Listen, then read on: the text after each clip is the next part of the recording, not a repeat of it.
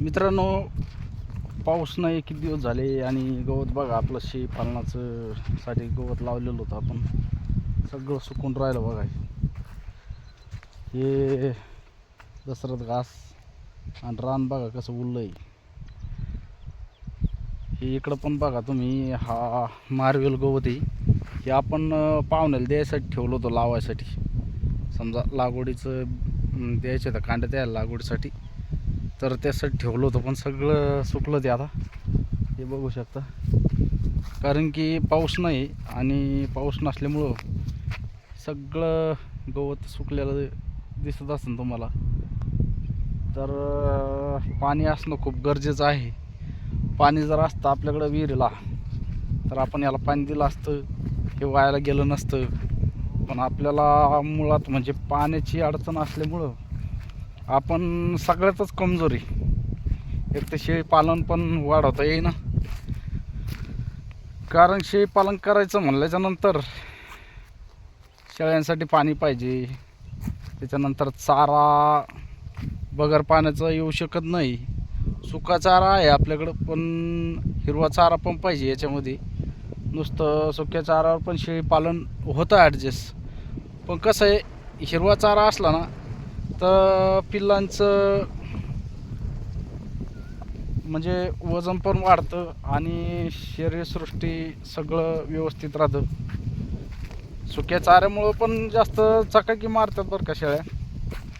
पण खरं तर सांगायचं म्हणलं तर हिरवा चारा हा लहान पिल्लांसाठी खूप पोषक असतो आणि लहान पिल्लांना सुका चाराऐवजी हिरवा चारा जास्त प्रमाणात द्यावा लागतो. त्याच्यामुळं आपण हे गवत लावलं होतं, दसरथ घास लावला होता, परत शिवरी लावली होती, त्याच्यानंतर पलीकडं स्मार्ट नेपियर पण लावलं होतं. आणि हे बघा, हे गवत आता इतकंच राहिलेलं आहे आपलं. हे म्हणजे उद्याच्या परवाच्या 2 दिवस धकते आपल्या याच्यामध्ये.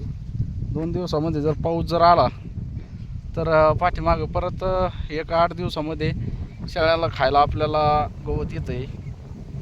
याला काही जास्त दिवस लागत नाही वाढायला, फक्त याला पाऊस जर व्यवस्थित चालू असेल ना तर एवढा पट्टा आपला आहे 4-5 फुटाचा, आपला 4-5 गुंठ्याचा जो पट्टा आहे, तर एवढ्या चाऱ्यामध्येच आपल्या शेळ्या 5-7 शेळ्या आहेत आणि करडं आहेत, असे सगळे टोटल मिळून 16 आहेत आपल्याकडं.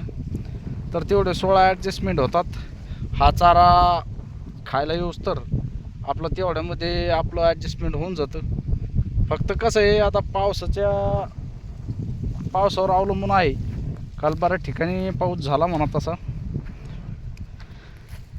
विरेगावला, वजर, इकडं जालना, काळेगाव अशा बऱ्याच ठिकाणी पाऊस काल झालेला आहे. आणि आज पण इकडल्या सिंदगड राजा इकडल्या साईडला आभाळ आलेला आहे. आणि हे बघा मेथी घास आहे. तर हे मेथी घासाला काय बोलावलं, याला रोही, आमच्याकडं नीलगाई, कोणाकडं नीलगाई म्हणतात, आमच्याकडं रोही म्हणतात. तर काल आपण कापून घेतला, याला काय बोलावलं, त्या रोही खाऊ लागले बघा. आणि खात का असा ना का, पण ते तुडा करू लागले जास्त, त्याच्यामुळं आपण काल कापून घेतला आणि राहिला सायला आज कापून घ्यायचं आहे. तर खूप अवघड झालं आहे, पाऊस नाही काय नाही. आणि पाऊस नसल्यामुळं सगळे शेतकरी हवालदिल झालेले आहेत. आता मालाचं वखर पाळ्या सगळं खुरपणं गिरपणं सगळं आटपलेलं आहे, फक्त आता पावसाची वाट बघणं चालू आहे. आणि बघा याच्यामध्ये किती गवत झालेलं आहे बघा. आता हे खुरपणीसाठीच आपण अगोदर घास कापून घेऊ आणि नंतर याला हे गवत काढून घेऊ म्हणलं. हे बघा, आपण इथं दसरथ घास टाकला होता, हे दसरथ घास पण उगला चांगला. म्हणजे हे टाकलेलं नाही बरं काय, बांधाच्या कडीला झाडं उगले होते, त्याच्यातच तेच उगलं, ते झाडाचंच पडलं आणि त्याच्यापासून उगलं ते. तर मित्रांनो, सांगायचं म्हणजे पाण्याशिवाय पाणी विहिरीला थोडंफार का होईना पाहिजे, तेव्हा आपल्याला काहीतरी उपयोग करता येतो. आता पाऊस नसल्यामुळं खूप म्हणजे सगळीकडं असे शेतकरी ठप्प झालेले आहेत. कारण सगळं शेतकऱ्याचं जीवन हे पावसावर असतं, निसर्गावर असतं. आणि पावसानं जर नाही साथ दिली तर शेतकरी हवालदिल होतो. एवढा मोठा खर्च केलेला आहे आज प्रत्येक शेतकऱ्याचं, म्हणजे 50,000च्या पुढं खर्च झालेला आहे. कोणाचा 50,000, कोणाचा 20,000, 30,000, 10,000, कोणाचा लाख रुपये. जसं जसं शेतीप्रमाणे जशी जशी शेती ज्यांना आहे त्याप्रमाणे खर्च झालेला आहे. आणि आता जेवढं घरामध्ये होतं तेवढं आपण शेतामध्ये आणून टाकलेलं आहे. म्हणजे जो पैसा होता त्याच्यापासून आपण खत वगैरे घेऊन, सरकीचे बियाणं, सोयाबीनचे बियाणं, हे सगळं आपण शेतामध्ये पैसा खर्च करून आता पावसाची वाट बघणं चालू आहे. फक्त झिमझिम पावसावर हे माल आलेले आहेत. आणि आता जास्त दिवस दम नाही धरत, कारण की याची कॅपॅसिटी संपलेली आहे. एक 4-8 दिवसामध्ये पाऊस जर आला तर बरं, नाही तर माल राहत नाही. सगळे माल सुकून चाललेले आहेत. याला जेवढं लवकर पाऊस पडन तेवढं शेतकऱ्यांच्या फायद्याचं आहे. पण आता वरच्यावर अवलंबून आहे, त्यालाच काळजी आहे बिचाऱ्याला. येईन वेळेवर, जास्त वेळ काही लागणार नाही म्हणा. पण खूप म्हणजे कोणी बघा तुम्ही शेतामध्ये तुम्हाला जास्त काम करताना कोणी दिसणार नाही, कारण की कामं सगळे आवरलेले आहेत. वखर पाळ्या सगळं चकाटसारखे झालेले आहेत. तर मेथी घास म्हणजे सगळ्यात आवडीचा चारा आहे शेळ्यांचा.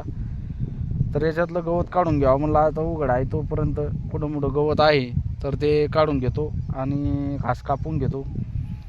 घास कापून घेतल्यानंतर याला जसं टोचणे मारून याच्यातलं गवत काढून घेऊ, कारण की काय होईल, पाऊस जर आला तर हे घास चांगल्या प्रमाणात जमन. आपला थोडा पतला झालेला आहे, पण पावसाच्या पाण्यावर हा आलेला आहे. आपल्याकडे पाणी नसल्यामुळे उन्हाळ्यामध्ये सगळा वाळून गेलेला होता, पण जमला कसा का होईना आलेला आहे. आणि शेळ्यांना खाण्यासाठी खूप उपयोगी आहे. थोडा जरी निघाला तरी लहान पिलांसाठी मेथी घास म्हणजे खूप पोषक असतो. तर एक म्हणजे काय आहे, आता याला हिवाळ्यामध्ये आपण काय करणार आहोत, आता सध्या तर नाही, पण हिवाळ्यामध्ये याला बियाणं आणून परत याच्यामध्ये टाकणार आहोत, जेणेकरून हा थोडा दाट होईल आणि शेळ्यांना खायला पुरेल आपल्या. अशा हिशोबानं आपण करणार आहोत पुढचे नियोजन. चला मित्रांनो, आता घास कापून घेतो. चला आता येईलच. पाऊस कुठं कुठं झाला काल नक्कीच कमेंट करा आणि कमेंटमध्ये सांगा की तुमच्या भागामध्ये कोणत्या गावाला पाऊस झाला, कुठं नाही झाला. नक्कीच कमेंट करत जा मित्रांनो, जास्तीत जास्त सपोर्ट करत जा. चला आता थांबतो इथंच मी. खूप व्हिडिओ मोठा होत चाललेला आहे. व्हिडिओ आवडल्यास व्हिडिओला लाईक करा, नवीन असेल तर आपल्या चॅनलला सबस्क्राईब करा.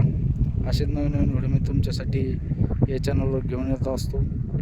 धन्यवाद व्हिडिओ शेवटपर्यंत बघितल्याबद्दल.